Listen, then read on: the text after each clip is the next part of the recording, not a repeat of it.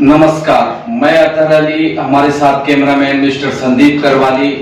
मैं इस वक्त मौजूद हूँ रामगढ़ टाउन में, जहाँ पे झंडा चौक है, वहाँ पे वैष्णो मंदिर है। वैष्णो मंदिर के समीप यहाँ पे आए हैं एक व्यवसायी, सफल व्यवसायी से इस कोरोना काल में क्या खोए क्या पाए, उनसे जानेंगे। सबसे पहले इनका परिचय बता दूं, साहू समाज के जिलाध्यक्ष और सफल व्यवसायी हैं।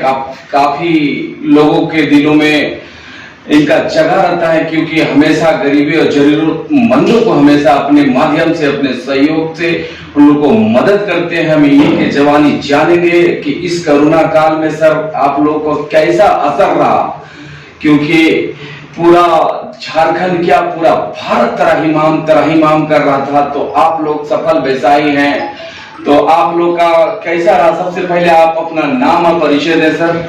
मैं नंद किशोर प्रसाद गुप्ता, उर्फ नंदू गुप्ता। मैं रामगढ़ जिला साहू समाज अध्यक्ष और रामगढ़ थोक व्यवसायी संघ अध्यक्ष। चूंकि इस कोरोना काल में जो हमारा देश पूरा तबाही के कगार पर था, तो कोरोना दूसरी लहर आया, हमारे देश में पूरा मैंने कहर बढ़ पाया।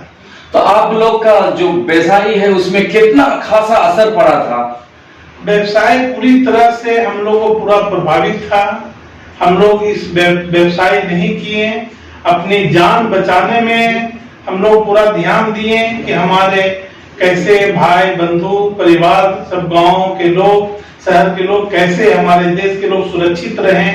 हम लोग ज्यादा फोकस उसी पर किए। हम लोग को व्यवसाय मतलब नगण्य रहा। कोरोना काल में हम लोग व्यवसाय, चूंकि इस महामारी में जहां इतनी माने हालत जो देश का था, बहुत ही बुरा हालत से हमारा देश गुजरा था। क्योंकि हमारे देश के प्रधानमंत्री ने ये ऐसे समय में जो हमारा वैक्सीनेशन जो हमारा देश में निकला, तो वैक्सीनेशन सभी लोगों को हुआ, हम लोग वैक्सीनेशन लिए, तो उस समय हम लोग फिर व्यवसाय अपना करना शुरू किए। तो इसमें हमारे देश के प्रधानमंत्री का इस कोरोना काल में, और हमारे मुख्यमंत्री जी जो हमारे राज्य के मुख्यमंत्री हैं, बहुत ही काबिल तारीफ जो इन्होंने कदम पे उठाया, लॉकडाउन किया। और अभी भी जो जान रहे हैं पूरे झारखंड में रविवार को पूरी तरह से बंद रहता है। अभी कोरोना गया नहीं है। अभी भी हम लोगों को संदेश देते हैं कि भीड़ भाड़ वाली जगह से बचें, अनावश्यक घर से नहीं निकले, और निकले तो मास्क लगा के ही निकले। और इस तरह अपने को अच्छा सर, ये तो बता रहे हैं कि काफी नुकसान रहा समाज व्यवसायिक लोग को, खास करके तमाम पूरा भारत के जितने भी व्यवसायिक संगठन के लोग हैं, सभी लोग इसी तरह बता रहे हैं। काफी कोरोना काल में काफी लोगों को दिक्कत हुआ व्यापार करने में, आयात निर्यात करने में, उत्पादन करने में। तो क्या लगता है सर, पहले की अपेक्षा कितना दिनों में आप लोग मेहनत करेंगे, फिर पहले की अपेक्षा जैसा सुचारू रूप से फिर चलना लगेगा? देखिए सर जी, अभी जैसा कि हमारा देश में अभी तीसरी लहर आना बाकी है, तो अभी भी व्यापार प्रभावित रहेगा।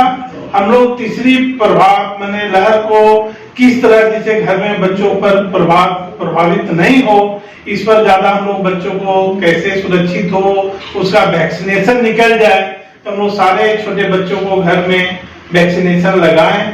अभी व्यवसाय पर थोड़ा हम लोग कम ध्यान दे रहे हैं, क्योंकि तीसरी लहर आने का जो है, और हमारे देश में भी कोरोना का लहर अभी पूरा समाप्त नहीं हुआ है। सर, कुछ लोगों का कहना ये अफवाह है, कोई तीसरी लहर नहीं आएगा, तो आप इसके बारे में क्या कहेंगे अपने तरफ से?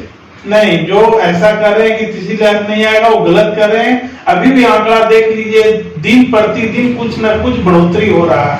इसलिए तीसरी लहर, हमारे सरकार का भी गाइडलाइंस है, अभी कोरोना देश से गया नहीं है, और WHO का भी रिपोर्ट है कि तीसरी लहर आएगी। इसलिए अभी सबको मैं सुरक्षित रहने का मैंने बोलता हूँ कि भाई सुरक्षित रहिए, अनावश्यक घर से नहीं निकलिए।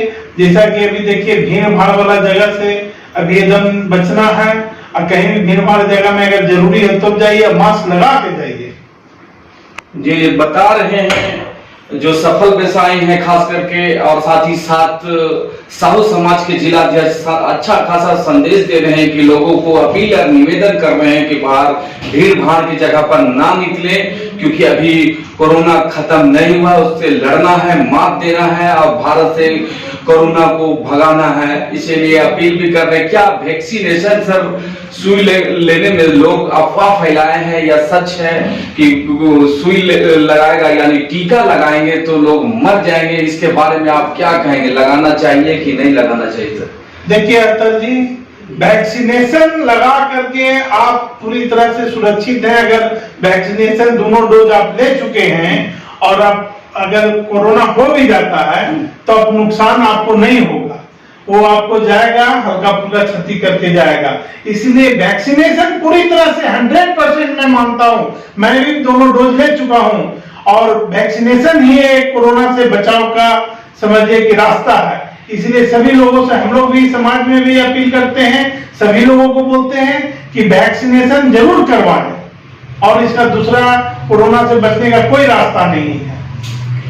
जी, बहुत अच्छा संदेश दे रहे हैं, अपील कर रहे हैं, निवेदन कर रहे हैं कि कोई डरे नहीं वैक्सीनेशन से, क्योंकि वही एक हथियार है, वही एक रास्ता है कि आप कोरोना को मात दे सकते हैं, नहीं तो आप फाइट नहीं कर सकते हैं। और प्रधानमंत्री का भी जो अपील है तो उनका दायित्व को निभाते हुए हमारे बीच आप स्क्रीन में देख रहे हैं, हमारे बीच साहू समाज के जिलाध्यक्ष और समाज सेवी, काफी परिचित समाज सेवी नंदू भैया है, नंदकिशोर प्रसाद उर्फ नंदू भैया। इसे सवाल, लास्ट सवाल है सर, क्या आप संदेश देना चाहते हैं जो या सुझाव देना चाहते हैं जिला प्रशासन, जो काफी कमी है वैक्सीनेशन का, कभी पे सेंटर में जाते हैं तो वहां हंगामा होने लगता है क्योंकि 200-100 मात्र टीका लगाया जाता है, हजारों हजार भीड़ रहता है सर, उसके लिए क्या सुझाव देना चाहते हैं? काफी सोशल डिस्टेंसिंग का धजिया उड़ाया जाता है उसे, तो यहाँ पे कहाँ कमी फैल हो जा रहे हैं?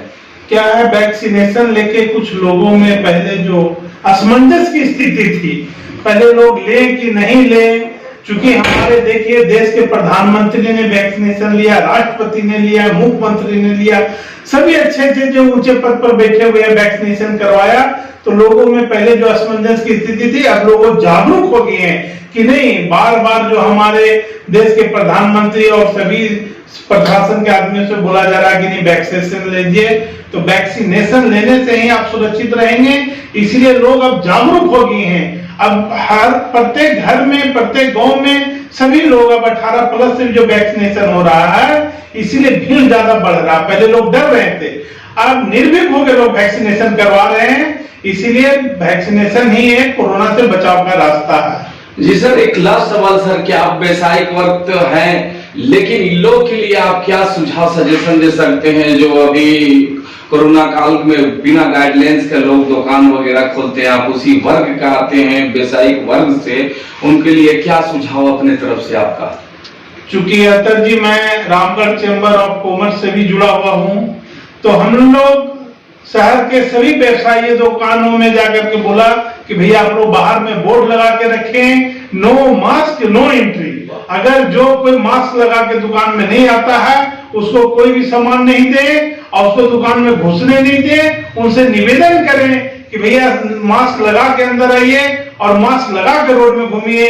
क्योंकि मास्क लगाते हैं तो आप सुरक्षित नहीं, वो सामने वाला भी सुरक्षित रहता है। इसलिए नो मास्क नो एंट्री का हमने सभी व्यवसायियों को संदेश दिया और प्रत्येक व्यवसायी रामगढ़ के आज अपनी दुकान के बाहर बोर्ड लगा दिए हैं। और हमने सारे व्यवसायियों को बोला कि भाई जितने आपके स्टाफ हैं, जितने वर्कर हैं, सभी को वैक्सीनेशन करवाइए।